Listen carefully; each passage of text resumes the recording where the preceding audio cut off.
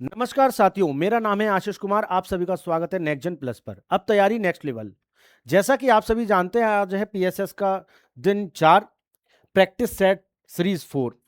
पहले 3 सेट में हम देख चुके हैं बहुत ही महत्वपूर्ण प्रश्न जो कि एग्जाम में आने की संभावना है, और ऐसे ही और भी प्रश्न हम आज के सेट में देखेंगे। चलिए पहला प्रश्न देखते हैं। पहला प्रश्न है, बुलेट प्रूफ वस्त्र बनाने के लिए कौन सी सामग्री का प्रयोग किया जाता है? बुलेट प्रूफ वस्त्र बनाने के लिए कौन सी सामग्री का प्रयोग होता है बेटा? यहां पर 4 ऑप्शन आपके सामने हैं। पहला ऑप्शन है पॉलीइथिलीन टेरेफेथलेट, ये गलत हो जाएगा। दूसरे की बात करते हैं, दूसरा है मेलमाइन। मेलमाइन भी बेटा क्या हो जाएगा? गलत हो जाएगा। तीसरा ऑप्शन आपके सामने है पॉलीविनाइल क्लोराइड। क्लोराइड भी बेटा क्या हो जाएगा? गलत हो जाएगा। इसका साफ मतलब है कि बुलेट प्रूफ वस्त्र बनाने के लिए जो प्रयोग होता है वो स्पेक्ट्रा का प्रयोग किया जाता है। ऑप्शन डी करेक्ट आंसर होगा। अगले प्रश्न की तरफ चलते हैं। अगला प्रश्न है, शुद्ध यूरेनियम किसमें पाया जाता है? तो देखिए, प्रैक्टिस सेट 1 में मैंने आपको एक प्रश्न करवाया था जिसमें पूछा गया था कि परमाणु ऊर्जा के लिए कौन सा ईंधन प्रयोग करा जाता है। उसका आंसर था यूरेनियम। तो मैंने बताया था यूरेनियम के जो ऑप्शन आ सकते हैं वो शुद्ध कैटेगरी के आ सकते हैं। मैंने आपको यूरेनियम 235, 243 इस तरीके से बहुत सारे ऑप्शन करके दिखाए थे।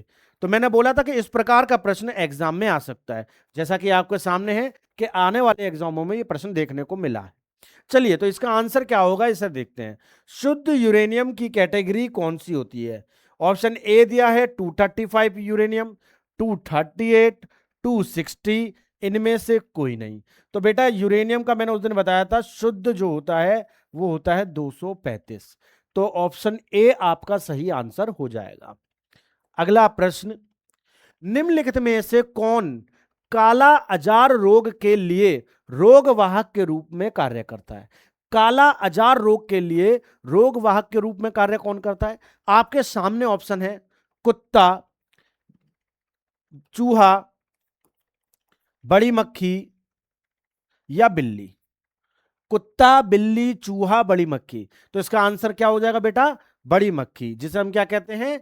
Sand fly. तो सैंड फ्लाई, बड़ी मक्खी इसका आंसर हो जाएगा। अगला प्रश्न, एंटीबायोटिक पेनिसिलिन की खोज किसने की थी? एंटीबायोटिक पेनिसिलिन की खोज किसके द्वारा की गई या किसने की थी? तो एंटीबायोटिक पेनिसिलिन की खोज किसके द्वारा की गई थी? ऑप्शन ए आर्किमिडीज, ये गलत हो जाएगा। आर्किमिडीज ने उत्प्लवन का नियम दिया था। उत्प्लवन का सिद्धांत, उत्प्लवन का सिद्धांत आर्किमिडीज द्वारा दिया गया। अलेक्जेंडर फ्लेमिंग, ये आंसर सही हो जाएगा। अलेक्जेंडर फ्लेमिंग द्वारा एंटीबायोटिक पेनिसिलिन की खोज की गई थी। सी ऑप्शन को भी देख लेते हैं, अलेक्जेंडर ग्राम बेल। तो बेल इसमें आ रहा है, बेल आती है टेलीफोन पर, घंटी आती है टेलीफोन पर, तो ग्राम बेल द्वारा टेलीफोन की खोज की। लुई पास्चर, लुई पास्चर ने क्या दिया था बेटा? रेबीज का टीका। रेबीज का टीका, रेबीज का टीका किसके द्वारा दिया गया? लुई पास्चर के द्वारा। इन चारों ऑप्शन को आप अच्छे से समझ चुके होंगे। अगला प्रश्न आपके सामने, लोकसभा में राज्यों को किस आधार पर सीटें आवंटित होती हैं? लोकसभा में किस आधार पर, राज्यों के किस आधार पर सीटें आवंटित होती हैं? इतना तो पता ही होगा कि लोकसभा की जो सीटें होती हैं वो राज्य में आवंटित होंगी, पर लेकिन राज्य के किस आधार पर? ऑप्शन क्षेत्रफल, भाषा, साक्षरता और जनसंख्या, ये आपके ऑप्शन है। तो क्षेत्रफल के अनुसार नहीं होगा। क्षेत्रफल के अनुसार क्यों नहीं होगा?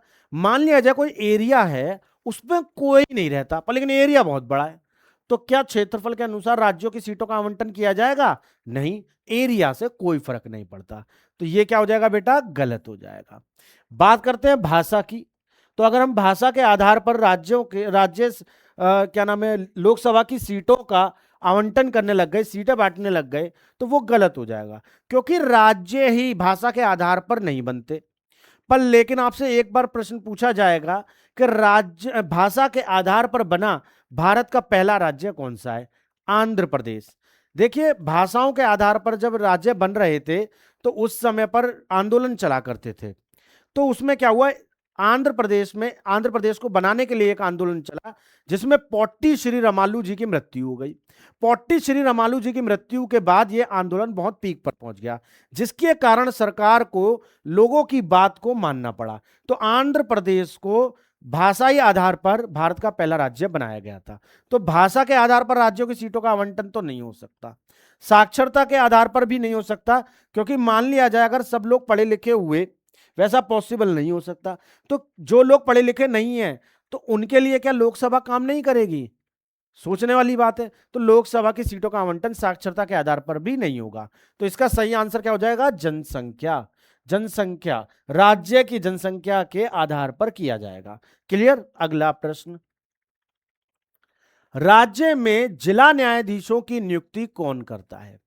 राज्य में जिला न्यायाधीशों की, देखिए हर राज्य की एक न्यायालय होता है, उसमें न्यायाधीश होता है, उस न्यायाधीश की नियुक्ति कौन करता है? तो जिला न्यायाधीशों की नियुक्ति कौन करेगा बेटा? यहां पर ऑप्शन आपके सामने है, सुप्रीम कोर्ट का जज। बेटा ये गलत हो जाएगा, सुप्रीम कोर्ट का जज नहीं करेगा। फिर आता है राज्य के मुख्यमंत्री। मान लीजिए उत्तर प्रदेश के जो भी जिले हैं उनके जो न्यायाधीश होंगे उनकी नियुक्ति कौन करेगा? क्या सीएम योगी जी करेंगे? नहीं, यह भी गलत हो जाएगा। तो मुख्यमंत्री भी इसका आंसर नहीं होगा। अब आता है भारत के मुख्य न्यायाधीश। भारत के मुख्य न्यायाधीश, बेटा ये भी गलत हो जाएगा। तो सही आंसर क्या होगा? भारत में जिला न्यायाधीशों की जो नियुक्ति करेगा वह राज्यपाल करेगा। Option C is the correct answer. अगला प्रश्न आपका देखेंगे, ग्राम पंचायत का सामान्य कार्यकाल कितना है? टेन्योर पूछ रहा है, नॉर्मल टेन्योर यानी कि समय कितना है, ग्राम पंचायत कितने समय तक कार्य करती है। ऑप्शन आपके सामने क्या क्या है? 1, 5, 4, 3। तो बेटा इसका सही आंसर हो जाएगा 5 साल। ग्राम पंचायत 5 साल तक कार्य करती है। Option B is a correct answer. Next question, Bharat में शंकराचार्य पीठ कहां नहीं है? भारत में शंकराचार्य पीठ कहां नहीं है? तो जो शंकराचार्य ने जो 4 पीठ स्थापित किए थे वो कौन से देश में किए हैं? भारत में किए हैं। भारत में किस किस जगह पर किए हैं? तो 4 पीठ बताए हैं। कौन कौन से हैं वह 4 पीठ? यहां पर लिखेंगे किस किस जगह की बात हो रही है। तो 4 पीठों को हम देखेंगे। एक तो होता है श्रृंगेरी, श्रृंगेरी, श्रृंगेरी। दूसरा द्वारका में, द्वारका, द्वारका। पुरी, पुरी। और कौन सा है? बद्रीनाथ, बद्रीनाथ। पुरी, बद्रीनाथ। अब देखिए यहां पर पूछ रहा है कि कौन सा नहीं है, कौन सा पीठ नहीं है, कहां पर नहीं है? द्वारका में, भाई द्वारका में तो है, मैंने अभी अभी बताया, देखो द्वारका में है। फिर कह रहा है पुरी में, मैंने बताया पुरी में तो है, तो पुरी में है। फिर पूछ रहा है कि बद्रीनाथ में नहीं है, देखो बद्रीनाथ में तो है भाई, अभी अभी लिखा। मथुरा में नहीं है, बात समझ में आ गई? यहां भी है, मथुरा में नहीं है। तो चौथा कौन सा था? मथुरा में तो है नहीं, चौथा है कौन? चौथा है श्रृंगेरी। क्लियर हो जाएगी बात। तो ये प्रश्न भी आपके समझ में अच्छे से आ गया होगा। अगले प्रश्न की तरफ चलते हैं। अगला प्रश्न आपसे कहता है 1498 में भारत पहुंचने वाले पहले यूरोपियन कौन थे? देखिए 1498 में भारत पहुंचने वाले पहले यूरोपियन का नाम यहां पे आपसे पूछा गया है। तो भारत आने वाले जो यूरोपियन थे उनमें सबसे पहले कौन आए थे? देखिए एक व्यक्ति आए थे जिसका नाम है Vasco da Gama. Vasco da Gama. Vasco da Gama Bharat कब आया बेटा? 17 मई 1498 में। 1498 में वास्को डिगामा भारत आया। वास्को डिगामा कैसा यूरोपियन है? वास्को डिगामा कहां का है? वास्को डिगामा पुर्तगाल के हैं बेटा। वास्को डिगामा कहां के हैं? पुर्तगाल के हैं। वास्को डी गामा कहां के हैं? पुर्तगाल के हैं। अब यहां पे प्रश्न में क्या पूछा है? भारत में पहुंचने वाले पहले यूरोपियन, तो वास्को डी गामा है जो कि पुर्तगाली है, तो कौन हो गया इसका आंसर? पुर्तगीज यानी कि पुर्तगाली इसका आंसर हो गया। यहां पर ऑप्शन और भी दिए, फ्रांसीसी गलत हो जाएगा, अंग्रेज गलत हो जाएगा, डेनिश गलत हो जाएगा, पुर्तगाली सही हो जाएगा। पर लेकिन यदि आपसे पूछे कि भारत में सबसे बाद में कौन सा यूरोपियन गए, तो भारत में सबसे बाद में 1961 में गए। कौन गए? पुर्तगीज गए। सबसे पहले आए, ये सबसे पहले आए, सबसे पहले, और सबसे बाद में गए, सबसे बाद में, सबसे बाद में। पहले कब आए? 1498 में। बाद में कब गए? 1961 में, गोवा से गए थे। क्लियर है बात? अब यहां पर एक बात देखने वाली है कि जो पुर्तगाली वास्को डी गामा भारत आया था, कई बार प्रश्न पूछा जाता है कि भारत में वास्को डी गामा भारत में आकर सबसे पहले किससे मिला? तो आप सभी के दिमाग में एक नाम आ रहा होगा जिसका नाम है जमोरिन।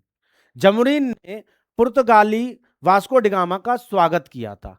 पर लेकिन मैंने आपसे पूछा है, भारत में सबसे पहले वास्को डी गामा किससे मिला? जब वास्को डी गामा भारत आया तो उसने सबसे पहला आदमी कौन सा देखा? ठीक है, तो भैया उसका नाम था अब्दुल मजीद, अब्दुल मुजीद या मजीद, अब्दुल मुजीद या मजीद, कहीं कहीं पे मुर्शिद भी लिखा हुआ मिलेगा, अब्दुल मुर्शिद।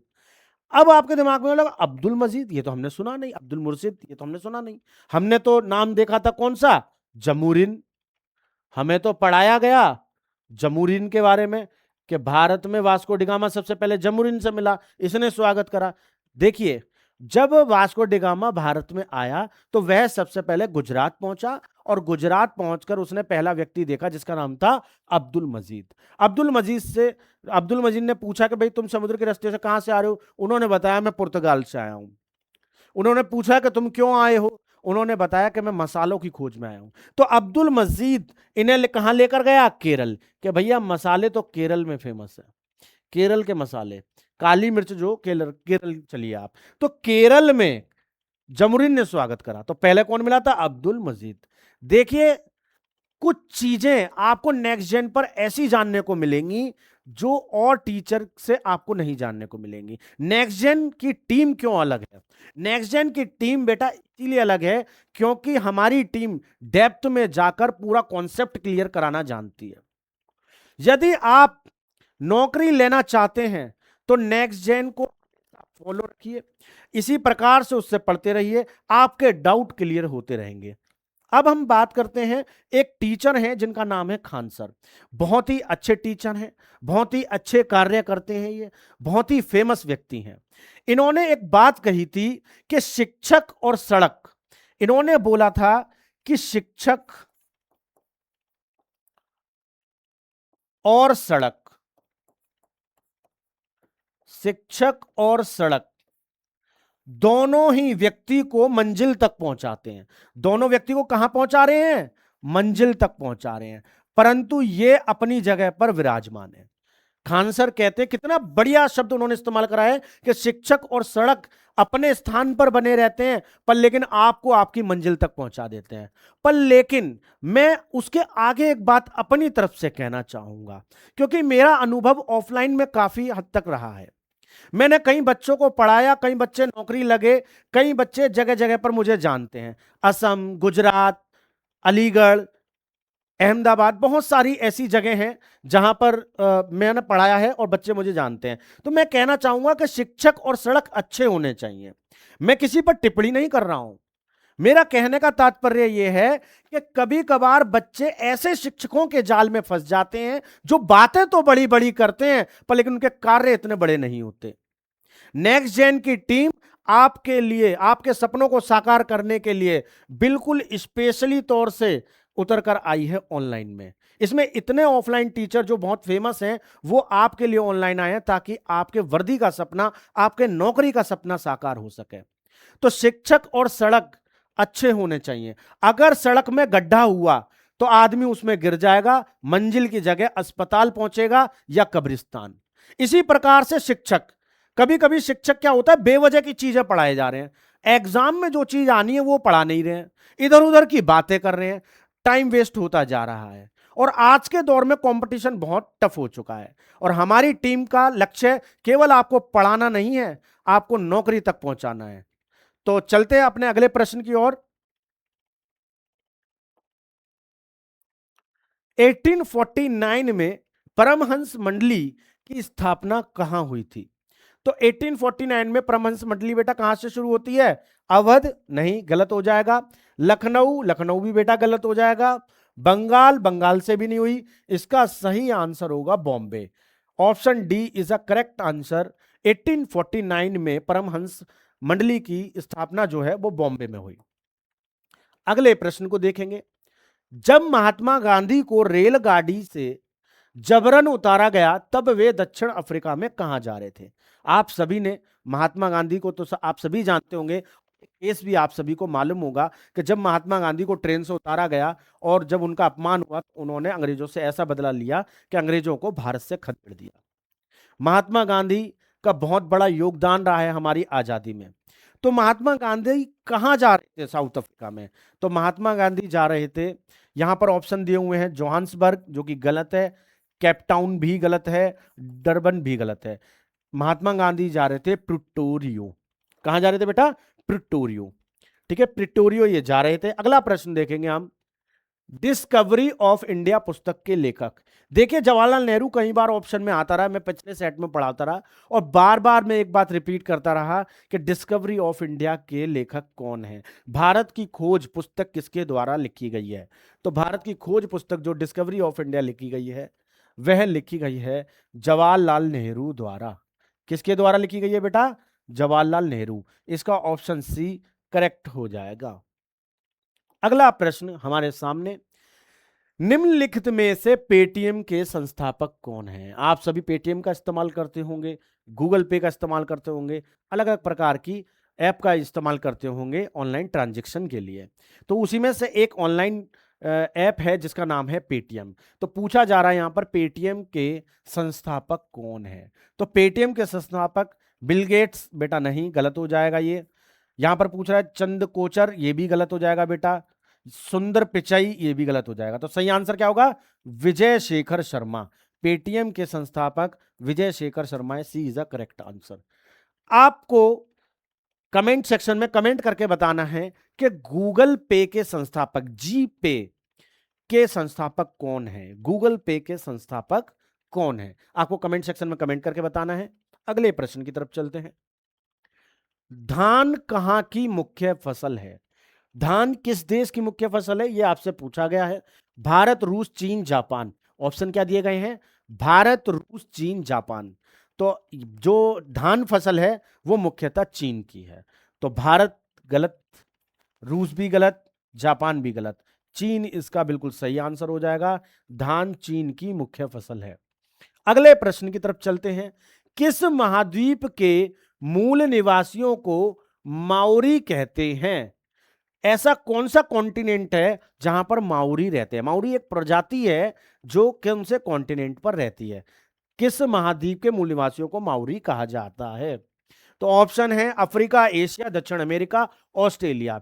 तो बेटा अफ्रीका गलत हो जाएगा, यहां पर एशिया भी गलत हो जाएगा, दक्षिण अफ्रीका भी गलत हो जाएगा। इसका सही आंसर होगा ऑस्ट्रेलिया। माओरी ऑस्ट्रेलिया महाद्वीप के निवासियों को कहा जाता है। अगला प्रश्न आपके सामने। कौन सी हवा वर्ष में 2 बार अपनी दिशा परिवर्तित करती है? ऐसी कौन सी हवा है जो वर्ष में 2 बार अपनी दिशा परिवर्तित करती है? देखिए आपको मैं एक बात बताऊं, मैंने पिछले सेट में एक प्रश्न पढ़ाया था जिसमें मैंने पूरा डिस्क्रिप्शन से बताया था, डिस्क्राइब करके बताया था, अच्छे से विस्तार में बताया था वायुदाब पेटियों के बारे में। तो जो वायुदाब पेटियां हैं उन्हीं के कारण पवनें चलती हैं। और पवनें क्या होती हैं? 3 तरह की होती हैं, स्थायी पवनें, अस्थायी पवनें और स्थानीय पवनें। स्थायी पवनें वह पवनें होती हैं जो कभी अपनी दिशा नहीं बदलती, वह एक ही समांतर रूप से चलती आती हैं। अस्थायी पवनें यह अपनी दिशा बदलती रहती हैं। स्थानीय पवनें ये दिशा तो बदलती हैं पर लेकिन पर्टिकुलर एरिया के अकॉर्डिंग चलती है ना, हमारा स्थानीय लोकल लोकल विंड। जैसे लू, लू भारत पाकिस्तान में चलती है, अमेरिका में लू नहीं चलेगी। अमेरिका में गर्म हवा चलेगी पर लेकिन लू नहीं कहेंगे उसे। क्लियर हो रही है बात? अमेरिका में चलने वाली गर्म हवा को क्या कहते हैं, ये आपको कमेंट सेक्शन में कमेंट करके बताना है। अब देखो यहां पे हम समझेंगे कि अर्थ पर 7 वायुदाब पेटियां हैं, एयर प्रेशर बेल्ट कितनी है बेटा? 7। किस प्रकार से हैं इसको समझते हैं पहले। देखिए पहली प्रेशर बेल्ट जो है वो स्थित है 10 डिग्री नॉर्थ से 10 डिग्री साउथ, 10 डिग्री नॉर्थ से 10 डिग्री साउथ, यानी कि 10 डिग्री उत्तर और 10 डिग्री दक्षिण, इन दोनों के मध्य में। ठीक है, यहां पर ये पहली बेल्ट है, नंबर 1। ये कौन सी बेल्ट है बेटा? पहली बेल्ट। इसका नाम क्या है? विषुवतीय निम्न वायुदाब पेटी, इक्विटोरियल लो प्रेशर बेल्ट। विषुवतीय निम्न वायुदाब पेटी, इक्विटोरियल लो प्रेशर बेल्ट, ये पहली बेल्ट है। दूसरी बेल्ट की बात करते हैं बेटा आपसे। दूसरी बेल्ट, दूसरी बेल्ट, दूसरी बेल्ट बेटा कौन सी है? ये ऊपर और नीचे दोनों तरफ होगी। दूसरी बेल्ट ऊपर नीचे दोनों तरफ होगी।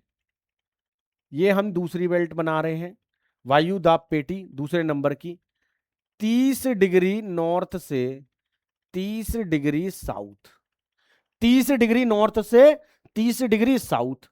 इसका नाम क्या है? सब ट्रॉपिकल हाई प्रेशर बेल्ट, सब ट्रॉपिकल हाई प्रेशर बेल्ट, उपोष्ण उच्च वायुदाब पेटी। लिखते हुए चलिएगा, 10 डिग्री नॉर्थ से 10 degree south, equatorial low pressure belt, विषुवतीय निम्न वायुदाब पेटी, 30 डिग्री नॉर्थ 30 डिग्री साउथ, उपोष्ण उच्च वायुदाब पेटी, सब ट्रॉपिकल हाई प्रेशर बेल्ट। और यही बेल्ट सेम नीचे होगी, यही बेल्ट नीचे भी होगी, दोनों गोलार्ध में, दोनों हेमिस्फेयर में होती है बेटा। ये यहां पर समझते हुए चलेंगे। 30 डिग्री साउथ से 30 degree 35 degree south, 35 degree south, इसको भी बोलेंगे उपोष्ण उच्च वायुदाब पेटी। कौन सी? सब ट्रॉपिकल हाई प्रेशर बेल्ट। ठीक है, पानी पी लूं बेटा मैं थोड़ा सा।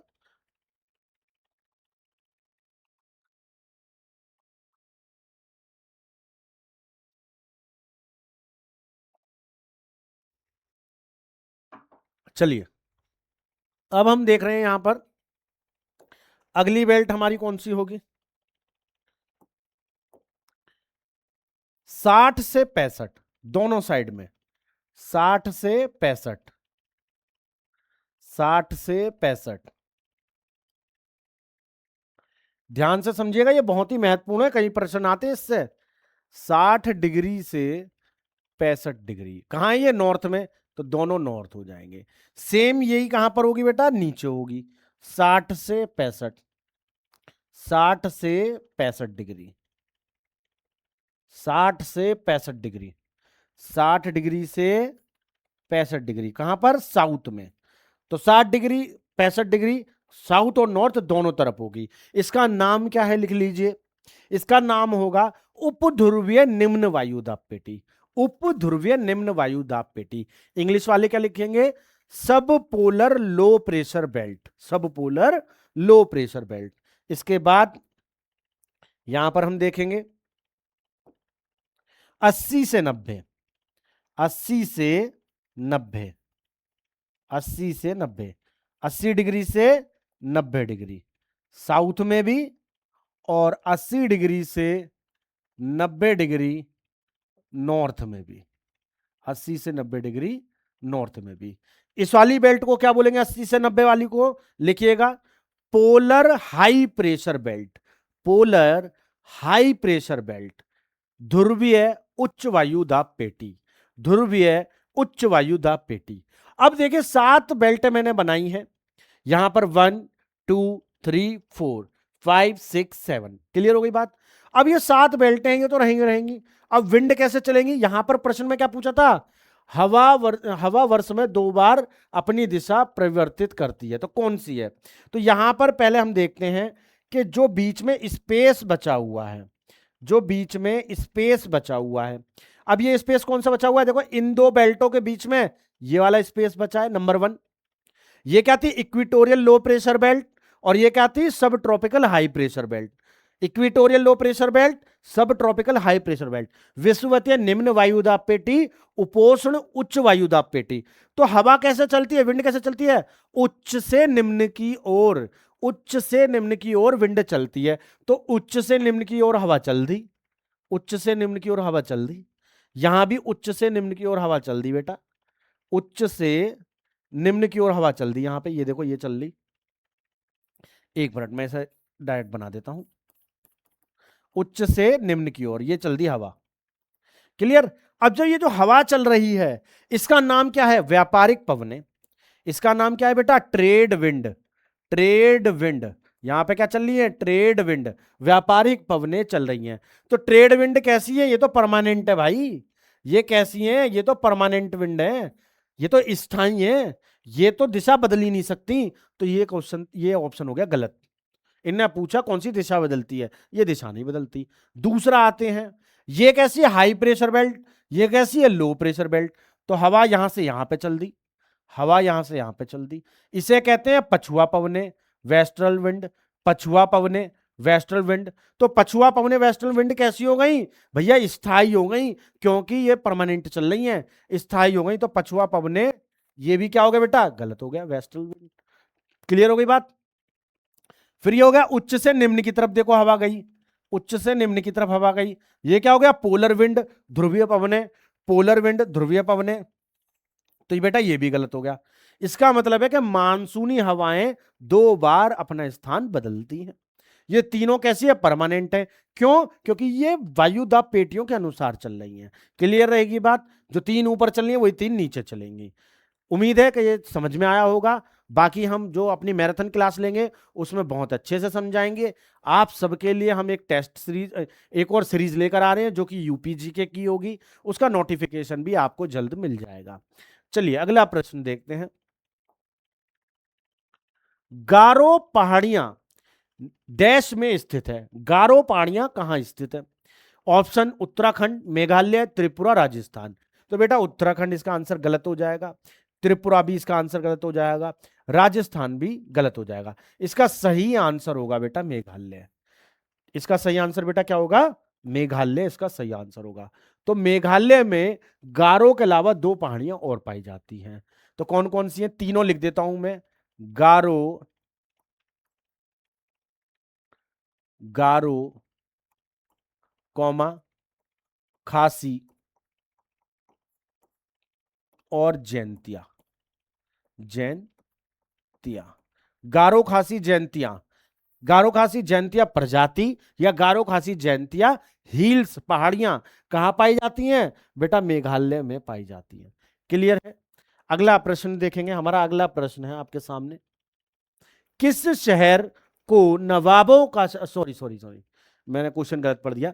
किस शहर को भारत के मैनचेस्टर के रूप में जाना जाता है? किस शहर को भारत के मैनचेस्टर के रूप में जाना जाता है? ऑप्शन देखेंगे, सूरत, अहमदाबाद, भोपाल, कानपुर। सूरत, अहमदाबाद, भोपाल, कानपुर। तो बेटा इसका सही आंसर क्या होगा? अहमदाबाद। इसका सही आंसर होगा बेटा अहमदाबाद। भारत का मैनचेस्टर अहमदाबाद को कहा जाता है। कारकोरम राजमार्ग जोड़ता है, कारकोरम राजमार्ग जोड़ता है। तो कारकोरम राजमार्ग बेटा किसको जोड़ता है? भारत चीन को, पाकिस्तान तथा चीन को, भारत सोवियत संघ को, पाकिस्तान अफगानिस्तान को। तो भारत जो कारकोरम है राजमार्ग वो पाकिस्तान और चीन को जोड़ता है। कारकोरम राजमार्ग पाकिस्तान चीन को जोड़ता है। Option B is the correct answer. Next question, Uttar Pradesh के निम्नलिखित में से किस जिले को नवाबों का शहर, जो मेरे मुंह से निकल गया था क्वेश्चन वो आ भी गया, किस शहर को नवाबों का शहर कहा जाता है? किस जिले को नवाबों का शहर कहा जाता है? तो उत्तर प्रदेश की राजधानी है लखनऊ और बहुत ही फेमस है नवाबों का शहर। ठीक है, तो नवाबों का शहर बेटा किसको कहा जाएगा? लखनऊ को। इलाहाबाद बिल्कुल गलत आंसर, झांसी गलत, आगरा गलत, सही answer B is the correct answer, Lucknow. अगला प्रश्न देखेंगे, कब सोवियत प्रांत का नाम बदलकर उत्तर प्रदेश किया गया था? कब संयुक्त प्रांत का नाम बदलकर, संयुक्त प्रांत का नाम बदलकर उत्तर प्रदेश करा गया? 26 जनवरी 1950, 24 जनवरी 1950, 15 अगस्त 1950, 2 अक्टूबर 1950। ठीक है, तो इसमें से सही आंसर जो होगा वो होगा 24 जनवरी 1950। 24 जनवरी 1950 को संयुक्त प्रांत से नाम बदलकर क्या हो गया? उत्तर प्रदेश हो गया। 24 जनवरी 1950 से अगर आपको याद आ रहा हो तो मैंने पिछले सेटों में एक बात बताई थी, कॉन्स्टिट्यूशन असेंबली की लास्ट मीटिंग, संविधान सभा की अंतिम बैठक। तो संविधान सभा की अंतिम बैठक कब हुई थी? 24 जनवरी 1950 को संविधान सभा की अंतिम बैठक, संविधान सभा की अंतिम बैठक, संविधान सभा की अंतिम बैठक। क्लियर हो जाएगा बेटा? अगला प्रश्न आपके सामने, प्रश्न नंबर 22, उत्तर प्रदेश के लोकायुक्त भ्रष्टाचार विरोधी प्राधिकरण का पद में सर्जित किया गया है। तो लोकायुक्त का जो पद है वो कब हुआ? 1950 नहीं, 1965 नहीं, 1975 इज अ करेक्ट आंसर, 1977 में भी नहीं। तो 1975 में लोकायुक्त पद का सृजन हुआ था। क्लियर हो जाएगी बात? अगला प्रश्न देखेंगे। अगला प्रश्न आपसे कहता है, अगला प्रश्न क्या कहता है आपसे, एक भारतीय प्रबंधन संस्थान यूपी में है, एक भारतीय प्रबंधन संस्थान यूपी में है, यह डैश में से स्थित है। यानी कौन सा प्रबंधन संस्थान यूपी में है, मतलब किस जगह पे है? तो Indian institute of management, IIM कहां पर है बेटा? लखनऊ में स्थित है। इलाहाबाद, वाराणसी, कानपुर, ये तीनों ही ऑप्शन क्या हो जाएंगे? गलत हो जाएंगे। सही आंसर बेटा आपका क्या हो जाएगा? लखनऊ। क्लियर है? अगला प्रश्न आपके सामने, जापान की संसद को क्या कहा जाता है? जापान की संसद का क्या नाम है? तो देखिए, जापान की संसद का नाम क्या है? डायट। जापान की संसद का नाम क्या है बेटा? डायट। तो पहला, राष्ट्रीय पंचायत नहीं बेटा, मजलिस भी नहीं होगा, शोरा भी नहीं होगा। सही answer B is a correct answer, diet Japan की संसद का नाम है। अंतरराष्ट्रीय न्यायालय का मुख्यालय कहां स्थित है? तो अंतरराष्ट्रीय न्यायालय का मुख्यालय कहां पर स्थित है? New York, Geneva, Rome, the Hague. तो यहां ये कहां पर है? द हेग में है, द हेग। इसका आंसर हो जाएगा डी। आगे देखेंगे, ब्रिटेन की मुद्रा का नाम है, ब्रिटेन की मुद्रा बेटा कौन सी है? पौंड। ब्रिटेन की मुद्रा कौन सी है बेटा? पौंड। डॉलर गलत, दिनार गलत, फ्रैंक गलत, सही आंसर हो जाएगा पौंड, जो कि ब्रिटेन की मुद्रा है। नाभिकीय विखंडन की खोज किसने की थी? नाभिकीय विखंडन की खोज किसके द्वारा की गई थी? नाभिकीय विखंडन की खोज किसने करी है बेटा? रदरफोर्ड नहीं, मैरी क्यूरी ने नहीं, इनमें से कोई नहीं। उससे पहले देखेंगे ऑटो हान। ऑटो हान द्वारा नाभिकीय विखंडन की खोज की गई है, नाभिकीय विखंडन की खोज ऑटो हान द्वारा की गई है। अगला प्रश्न, सिकंदर के घोड़े का क्या नाम था? चेतक, कंथक, बादल, बुके सिफल। ठीक है, तो यहां पर चेतक, बुसे फेलस, कंथक और बादल, ये यहां पर नाम दिए हैं। इसका सही आंसर होगा बी, बुसे फेलस। बुसे फेलस, कहीं कहीं पर इसका नाम क्या मिलता है? बुके फाल, बुके फाल। बुके फाल के नाम पर सिकंदर ने एक शहर बसाया था। सिकंदर ने, लिख लीजिएगा, सिकंदर ने अपने घोड़े के नाम पर, अपने घोड़े, अपने घोड़े बुके फाल के नाम पर, बुके फाल के नाम पर एक शहर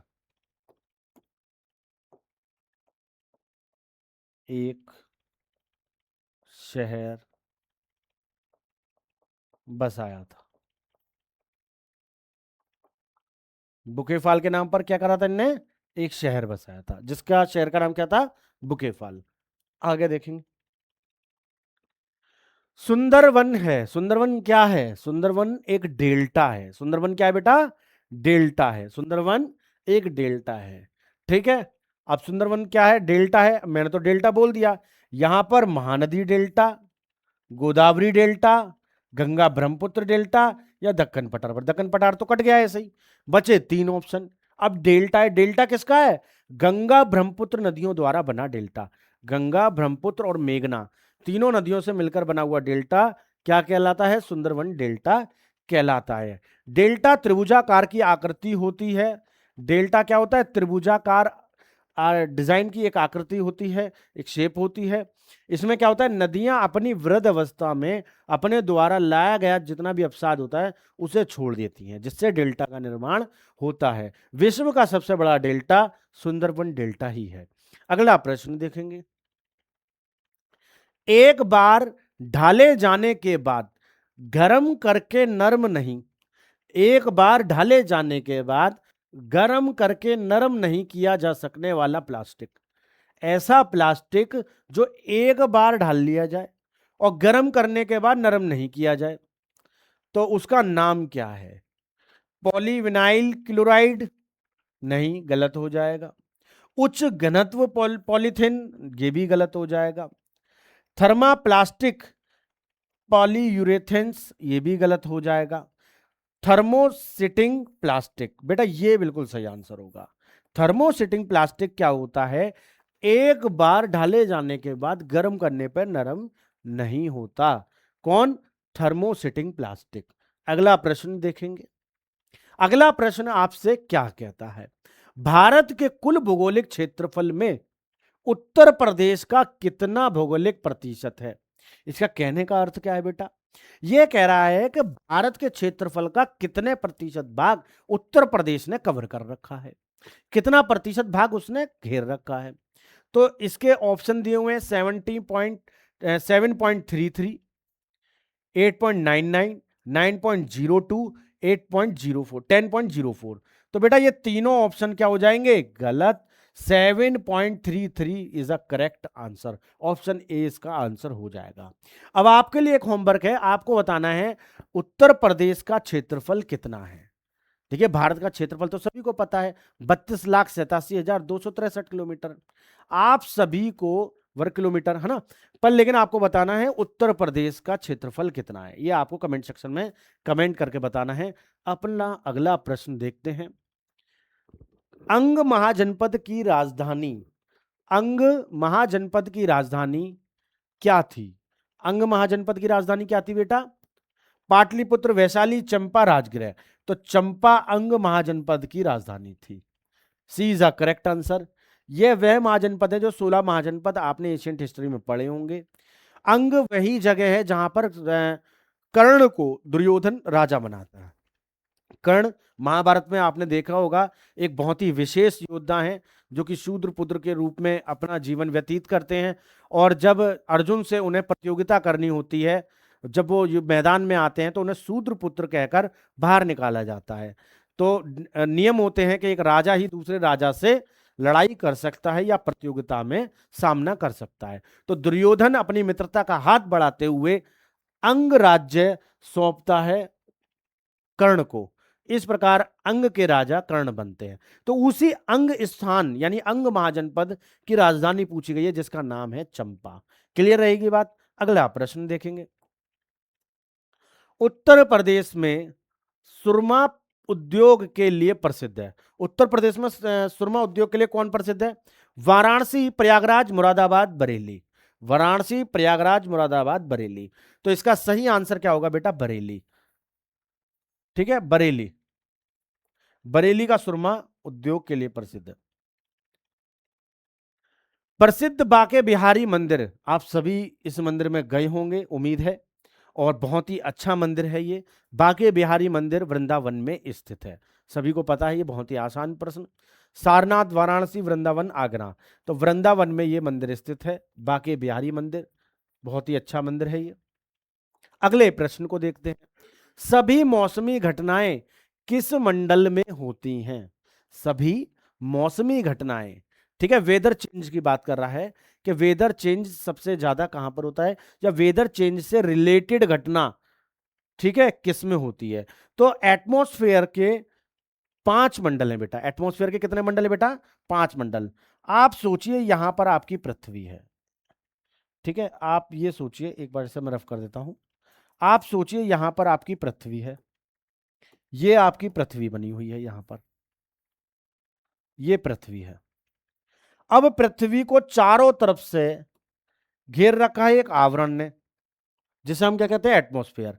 तो ऊंचाई पर जाने पर, ऊंचाई पर जाने पर एक मंडल पड़ेगा जिसे हम पहला मंडल कहते हैं, ठीक है, पहला मंडल, ये पहला मंडल है बेटा। इसे बोलते हैं ट्रोफोस्फेयर, क्षोभ मंडल, ट्रोफोस्फेयर, क्षोभ मंडल। फिर यहां पर हमारा दूसरा मंडल पड़ेगा, दूसरा मंडल, दूसरा मंडल स्ट्रेटोस्फेयर, समताप मंडल, स्ट्रेटोस्फेयर, समताप मंडल। इसके बाद फिर तीसरा मंडल पड़ेगा बेटा, तीसरा मंडल मिसोस्फेयर, मध्य मंडल।